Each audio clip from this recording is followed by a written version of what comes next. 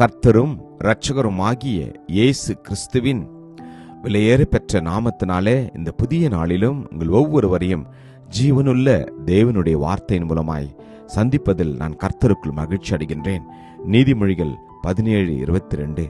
மனமகிழ்ச்சி நல்ல ஔஷதம், முறிந்த ஆவியோ எலும்புகளை உலர பண்ணும்.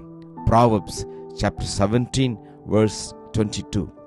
A joyful heart is good medicine, but a crushed spirit dries up the bones. ஆமென். கர்த்தருடைய நாமம் மகிமைப்படுவதாக. எனக்கு அன்பான தேவஜனமே, இந்த நாளிலே நீங்களும் நானும் எல்லா கவலைகளையும் கர்த்தர் மேல் வைத்துவிட்டு, நம்முடைய பாரங்கள் எல்லாவற்றையும் அவர் மேல் வைத்துவிட்டு நாம் மனமகிழ்ச்சியாய் இருக்க வேண்டும். மனமகிழ்ச்சி ஒரு நல்ல மருந்து என்று வேதம் சொல்லுகின்றது. ஆமென். காரணம், எப்பொழுதும் நாம் கவலைப்பட்டு கொண்டு கண்ணீரோடு வேதனையோடு இருந்தால் உங்களுக்கும் எனக்கும் சரீரத்திலும் நம்முடைய சிந்தையிலும் நம்முடைய இருதயத்திலும் அது எப்பொழுதும் கவலையாகவே இருக்கும். அப்பொழுது நாம் என்ன செய்ய வேண்டும்? வேதம் சொல்கின்றது, நாம் கவலைப்படுவதனாலே உங்களில் எவன் தன் சரீர அளவோடு ஒரு முழத்தை கூட்டுவான் என்று.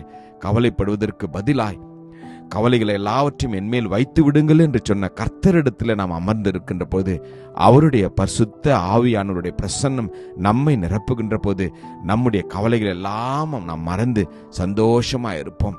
மனமகிழ்ச்சி மலர்ச்சியை தரும். மனோ துக்கத்தினாலே ஆவி முறிந்து போகும் என்று. ஆமென்.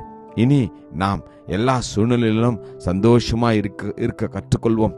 அப்பொழுது கர்த்தர் உங்களுக்கும் எனக்கும் புது பலனை கொடுப்பார், புது தைரியத்தை கொடுப்பார், புது மகிழ்ச்சியை கொடுப்பார். மனுஷனுடைய இருதயத்தில் உள்ள கவலை நம்மை ஒடுக்குமாம், நல்வார்த்தையோ அதை மகிழ்ச்சியாக்குமாம். ஆமென். நாம் பேசுகிற வார்த்தைகள் மற்றவருடைய இருதயங்களுக்கு அது மருந்தாய் இருக்கட்டும். மகிழ்ச்சியான, நம்பிக்கையான, உயிர் கொடுக்கிற வார்த்தைகளை நாம் பேசுவோம். அது அநேகருக்கு ஆறுதலை கொடுக்கட்டும். ஆமென். இனி நம்முடைய வார்த்தைகள் பிறருடைய இருதயங்களை காயப்படுத்தாதபடி நாம் பார்த்துக் கொள்வோம். ஆமென். கவலைப்படுகிறதுனால நமக்கு ஒரு பிரயோஜனமும் இல்லை.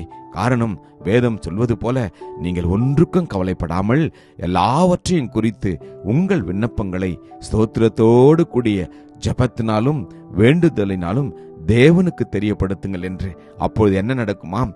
எல்லா புத்திக்கும் மேலான தேவ சமாதானம் உங்கள் இருதயங்களையும் உங்கள் சிந்தைகளையும் நிறைக்குமாம். அல்லேலூயா. நம்புவோம், அர்ப்பணிப்போம், அற்புதத்தை பெற்றுக்கொள்வோம். கிருபையும் இரக்கமும் நிறைந்த நல்ல தகப்பனே, இந்த நல்ல நாளுக்காக உமக்கு நன்றி ராஜாவே.